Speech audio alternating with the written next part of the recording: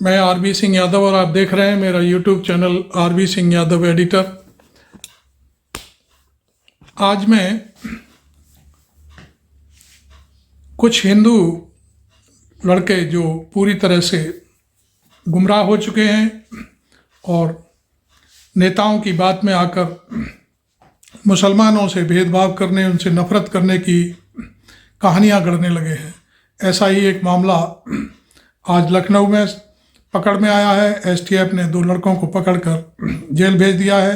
वो मुस्लिम नाम बनाकर, ईमेल आईडी बनाकर लोगों को ईमेल भेज रहे थे। मंदिर, जो राम मंदिर है, उसको उड़ाने की धमकी दे रहे थे। लेकिन जब पुलिस ने ये सारी मामलों की जांच पड़ताल की तो मामला पूरी तरह से खुल कर आ गया।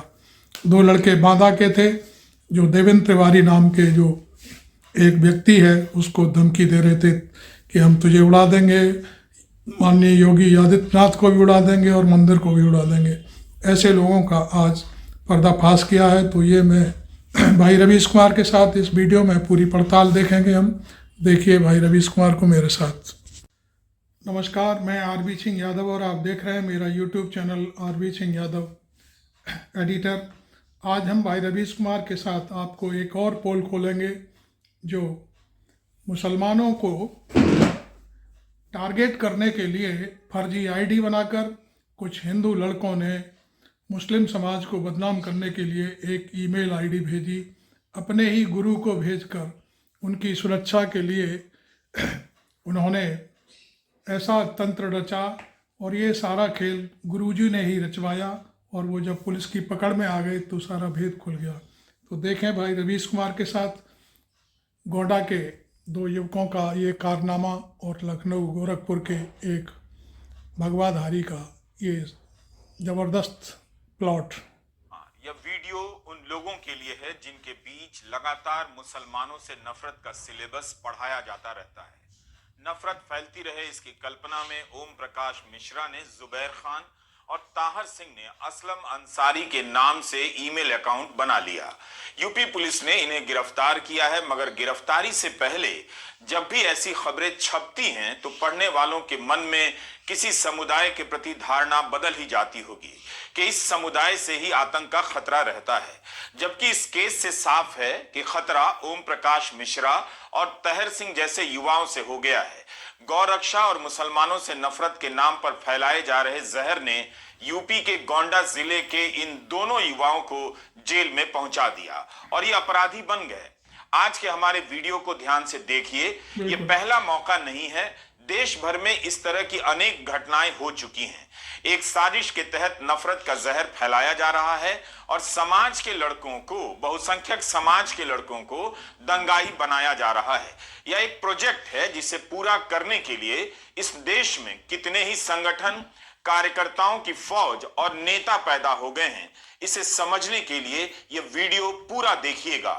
ओम प्रकाश मिश्रा और तहर सिंह ने जुबैर खान और असलम अंसारी के नाम से जीमेल खोल लिया और एक धमकी भेज दी। किसे भेजी? अपने ही गुरु देवेंद्र तिवारी को। मेल में खूब गालियां हैं और गालियों के सहारे धमकी दी गई है कि मुख्यमंत्री योगी आदित्यनाथ, एसटीएफ के एडिशनल डीजीपी अमिताभ यश और देवेंद्र तिवारी को जान से मार देंगे। यही नहीं, राम मंदिर को उड़ाने की भी धमकी दी गई। ईमेल के नीचे एक लाइन यह भी जोड़ दिया गया कि आईएसआई इसकी जिम्मेदारी लेती है।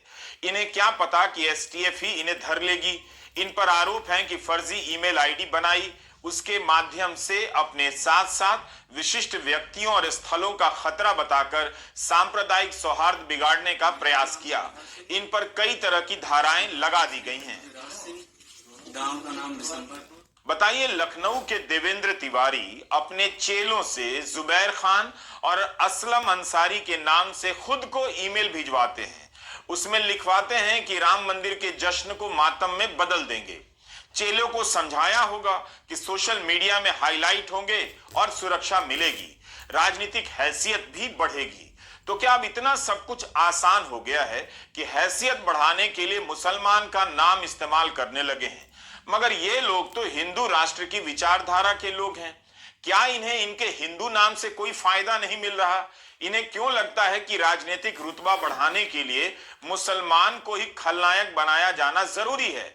हमें पता नहीं कि अतीत में इस तरह की कितनी घटनाएं इन लोगों ने की है और ऐसे इनका लोगों ने ओम की प्रकाश मिश्रा और ताहर सिंह जैसे युवाओं पर क्या असर पड़ा होगा। पर इसका जवाब तो मिल जाता है कि देवेंद्र तिवारी के समझाने से दोनों युवा झांसे में आ गए। देवेंद्र तिवारी कोई शून्य से आया व्यक्ति नहीं है। इस तस्वीर में मुख्यमंत्री योगी आदित्यनाथ को गुलदस्ता सौंप रहा है। 15 मार्च 2022 के अपने इस ट्वीट में देवेंद्र तिवारी लिखता है कि उसका संगठन बीजेपी के साथ मिलकर काम करेगा। उस समय यूपी के विधानसभा चुनाव हो रहे थे और देवेंद्र तिवारी मुख्यमंत्री योगी आदित्यनाथ को समर्थन देने की घोषणा कर रहा था। देवेंद्र तिवारी खुद को भारतीय किसान मंच का राष्ट्रीय अध्यक्ष बताता है, गौ संरक्षण और समाज सेवी बताता है, आरटीआई पीआईएल एक्टिविस्ट लिखता है, जल संरक्षण जैसा काम करता है। एसटीएफ ने जानकारी दी है कि देवेंद्र तिवारी का लखनऊ के आलमबाग में Indian institute para medical sciences के नाम से एक कॉलेज है। इसी कॉलेज में उसने अपना कार्यालय बना रखा है, जिसमें ताहर सिंह उपरोक्त सोशल मीडिया हैंडलर व ओम प्रकाश मिश्रा उपरोक्त पर्सनल सेक्रेटरी के तौर पर कार्यरत है। यह एसटीएफ की प्रेस रिलीज में लिखा है। ओम प्रकाश इसी कॉलेज से ऑप्टोमेट्री में 2 वर्ष का डिप्लोमा भी कर रहा है। इन दोनों के लिए 2 फोन खरीदे गए। देवेंद्रनाथ तिवारी ने अपने फोन पर एक टेक्स्ट लिखा, उसे कॉपी कर इन लड़कों के फोन पर भेजा गया। इन लड़कों ने देवेंद्रनाथ तिवारी को ही ईमेल भेज दिया। देवेंद्रनाथ तिवारी ने अपने फोन को आग लगाकर नष्ट कर दिया, मगर 2 फोन बरामद कर लिया गया है। यही राजनीति का ढांचा आपको समझना है, मगर 20 साल बाद समझ आएगा। हिंदू धर्म और गौ रक्षा के नाम पर ऐसे कई संगठन बन गए हैं जिनके नेता बीजेपी के बड़े नेताओं के साथ देखे जाते हैं। ये संगठन कहते खुद को स्वतंत्र हैं और बीजेपी भी अलग बताती है, मगर इनका काम बीजेपी की राजनीतिक सफलता को सुनिश्चित करते रहना है। गौ रक्षा और राम मंदिर को नुकसान पहुंचाने की धमकी से ये लोग माहौल बना रहे होंगे। आप चाहें तो इस पर भी रिसर्च कर सकते हैं कि राम मंदिर को लेकर कितनी धमकियों और साजिश की खबरें पिछले 4 महीने में हिंदी के अखबारों में छपी हैं। आज के दैनिक जागरण और अमर उजाला में यह खबर छपी है कि औरंगाबाद में राम मंदिर को लेकर साजिश हो रही थी। ये कई अखबारों में छपी है। हम इनकी सत्यता की पुष्टि नहीं कर सकते और ना ही संदेह कर रहे हैं, मगर देवेंद्र तिवारी, ओम प्रकाश मिश्रा और ताहर सिंह के मामले से ऐसे मामलों को पढ़ते हुए सवाल उठना ही चाहिए कि आखिर इतनी खबरें कहां से आ रही हैं, इन खबरों का फॉलोअप क्या होता है, इनकी जांच कभी अंजाम पर पहुंचती भी है या नहीं। कई नामचीन और गुमनाम वेबसाइट पर अयोध्या पर हमले की साजिश की खबरें आपको मिलती रहेंगी। क्या इतना आसान हो गया है कि देश में बैठकर यहां वहां से कोई भी राम मंदिर को लेकर साजिश करने लग जाए? अयोध्या की सुरक्षा संवेदनशील मसला भी है। जाहिर है पुलिस के ऊपर निश्चित रूप से हर वक्त दबाव रहता होगा, क्योंकि उसका काम सुरक्षा को सुनिश्चित करना है। लेकिन ऐसी खबरों की पड़ताल नजर नहीं आती। पड़ताल से मतलब इन्हें अंजाम तक जाकर खोजने की पड़ताल।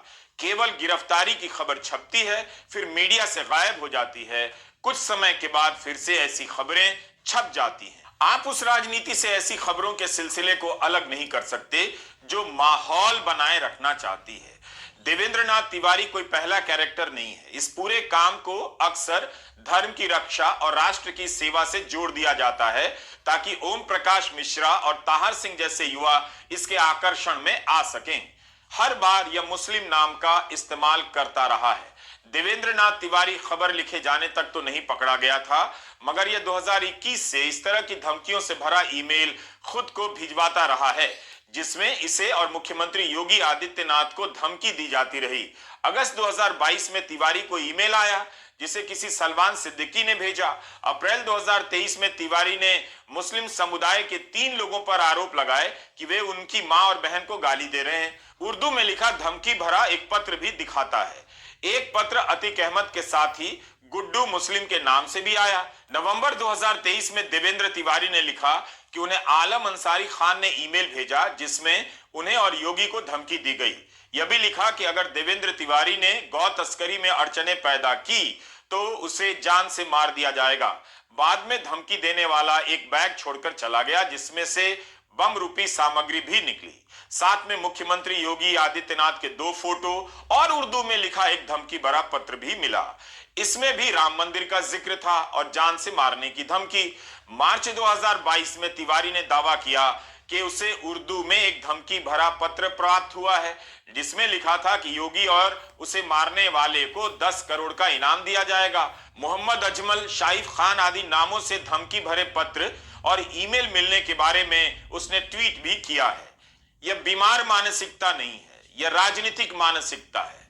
देवेंद्र नाथ तिवारी से जुड़े तमाम धमकियों में उर्दू पर जोर दिया जाता है, पत्र उर्दू में होते हैं। इतना उर्दू कौन लिख रहा है? राम मंदिर को नुकसान पहुंचाने की बात डाली जाती है। योगी आदित्यनाथ और देवेंद्र तिवारी को खतरा बताया जाता है। कभी वो असलम तो कभी अजमल तो कभी शाइफ खान के नाम का इस्तेमाल करता है। वो जानता है कि जिस राजनीति की धारा में तैर रहा है वहां इस तरह की चीजें आम तौर पर स्वीकार कर ली जाती हैं, यकीन कर लिया जाता है। इस बार तो वो पकड़ा गया, मगर इसकी गिरफ्तारी तो 2021 में ही हो जानी चाहिए थी। इस व्यक्ति ने पुलिस का भी कितना समय बर्बाद किया और इसकी धमकियों को लेकर ना जाने जो खबरें छपी हैं उसे पढ़कर आम पाठकों ने एक समुदाय के प्रति कितनी नफरत भर ली। यह पहली घटना नहीं है। आपको याद होगा 2022 में श्रद्धा वॉकर की हत्या के मामले में राशिद खान नाम से एक लड़का मीडिया में बयान देने लग गया कि 35 नहीं 36 टुकड़े करने चाहिए। इस बयान को देखकर मुस्लिम समुदाय के प्रति धारणा बनने लगी कि इसके जैसा सभी सोचते होंगे। बाद में पत्रकार आलिशान जाफरी ने इसकी पोल खोली और बताया कि ये राशिद खान नहीं है, बुलंदशहर का विकास कुमार है। इसे भी पुलिस ने गिरफ्तार कर लिया था। समाज को कैसे सतर्क किया जाए यह असंभव होता जा रहा है। आप चारों तरफ से हिंदू गौरव और मुस्लिम खतरे की बहसों से, फर्जी खबरों से घिरे हुए हैं। कभी मीम से ये चीजें आती हैं तो कभी टीवी से, कभी बेहद बचकाने तरीके से ऐसी सामग्री की सप्लाई होती है तो कभी बहुत बारीकी से की जाती है। इनके भेद को समझना सबके लिए आसान नहीं, खासकर हाउसिंग सोसाइटी के अंकिल तो इस जन्म में कभी भी नहीं समझ सकते। कितनी बार मैंने कहा कि सांप्रदायिकता आपके बच्चों को दंगाई बना देगी।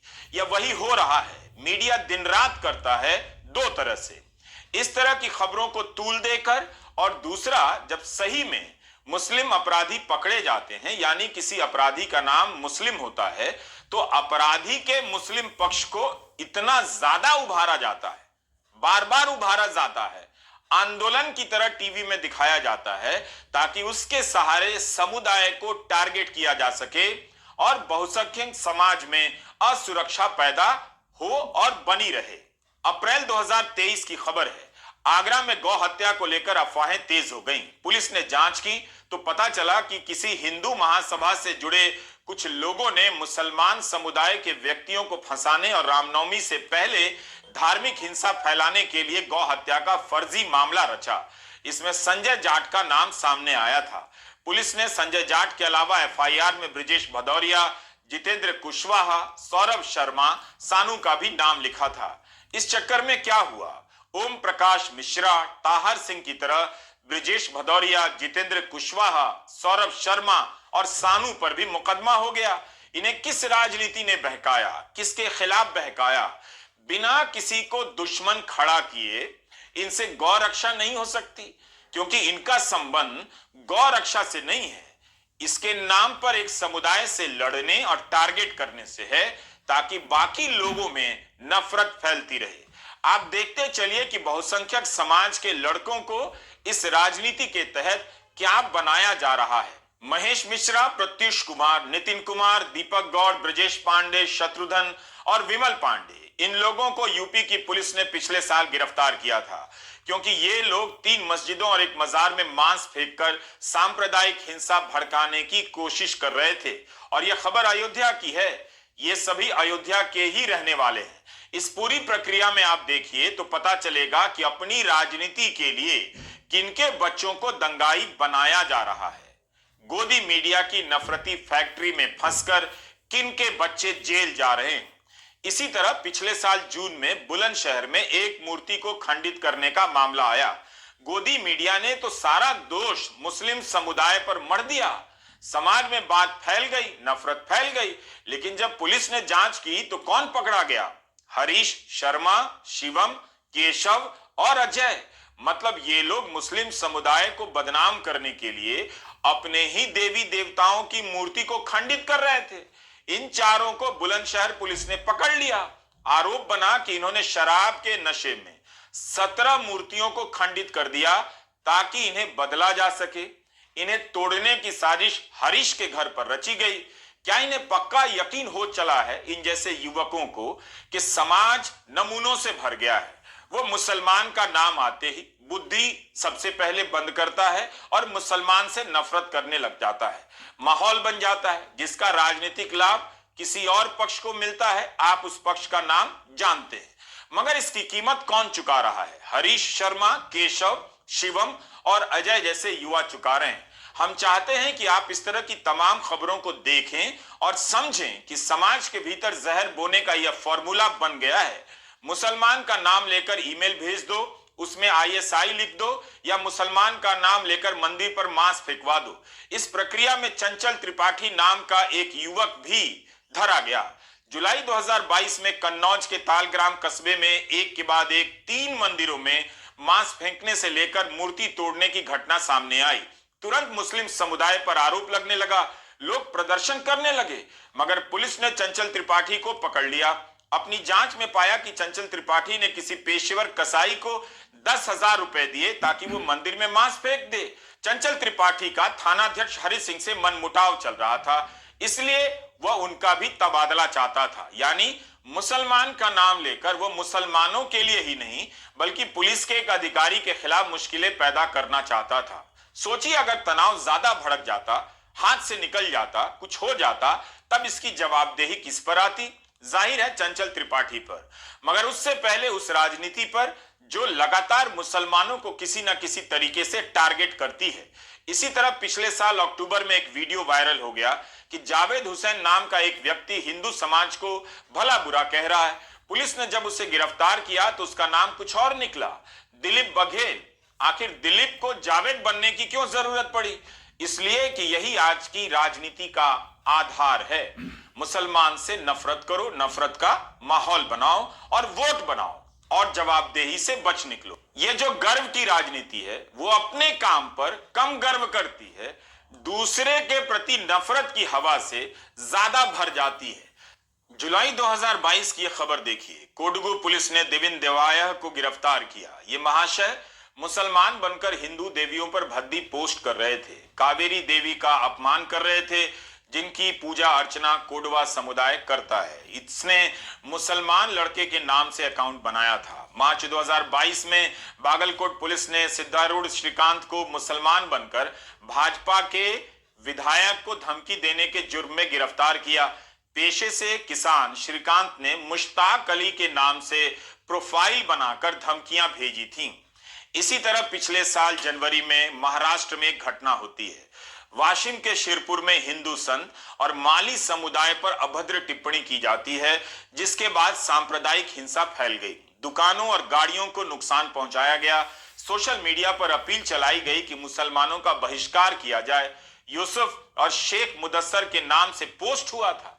पुलिस की जांच में सामने आया कि असली आरोपी मुसलमान नहीं, हिंदू था। मंदेश राजू इंगोले नाम का व्यक्ति फर्जी इंस्टा आईडी बनाकर नफरत फैला रहा था। 2 लड़कों से पैसे का हिसाब करने के लिए उसने ऐसा कर दिया।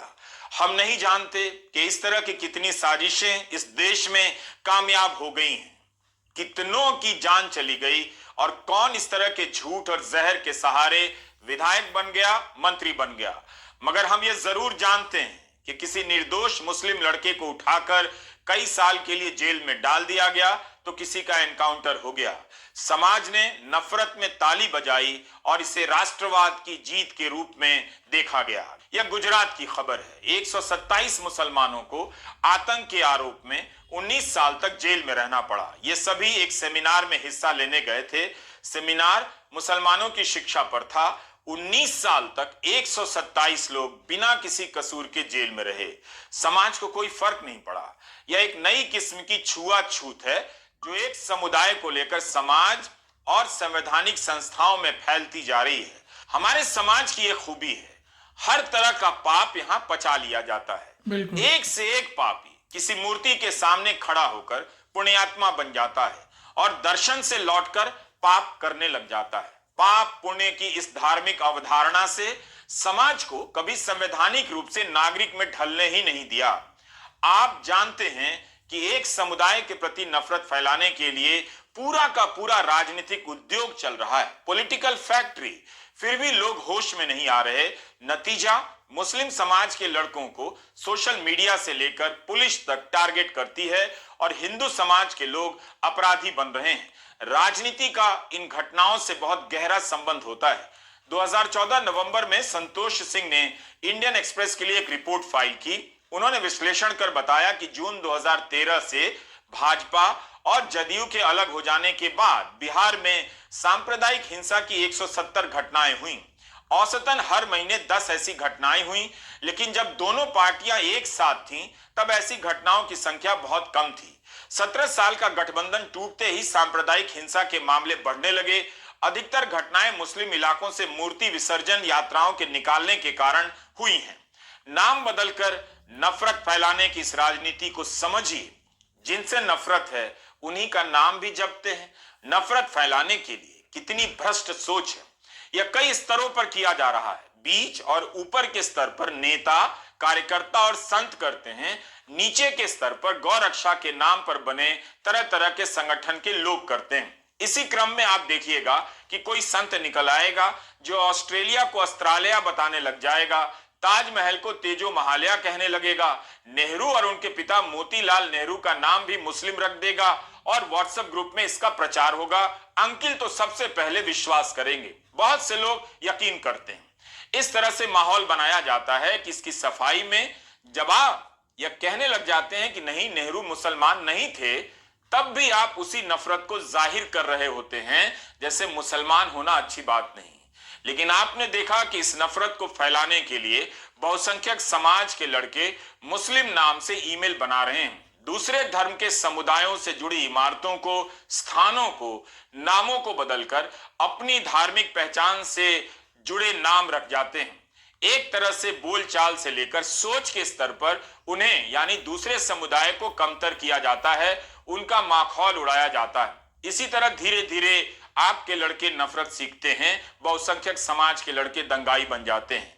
आपको लगता है कि आप वोटर बन रहे होते हैं, बनते तो हैं, मगर आप क्रिमिनल भी बन जाते हैं। चंचल त्रिपाठी, हरीश शर्मा, ओम प्रकाश मिश्रा, महेश मिश्रा, विमल पांडे, सौरभ शर्मा, दीपक गौड़ जैसे युवक अपराधी ही तो बन गए और अपराधी बनाया इसी माखौल उड़ाने की राजनीति ने। उनका नाम भी रखेंगे और उनके नाम से नफरत भी फैलाएंगे। इंजीनियर नहीं बनेंगे, डॉक्टर नहीं बनेंगे, धर्म के नाम पर बनेंगे दंगाई। तो और खाइए धर्म की मिठाई। नमस्कार, मैं रवीश कुमार। आपको रवीश कुमार के साथ ये विश्लेषण कैसा लगा, आप मुझे ज़रूर लिखें। मेरे चैनल को सब्सक्राइब भी करें और फॉलो भी करें, और चैनल को आर्थिक मदद देने के लिए आप इसे ज्वाइन भी कर सकते हैं। Thank you very much. मैं RB सिंह यादव।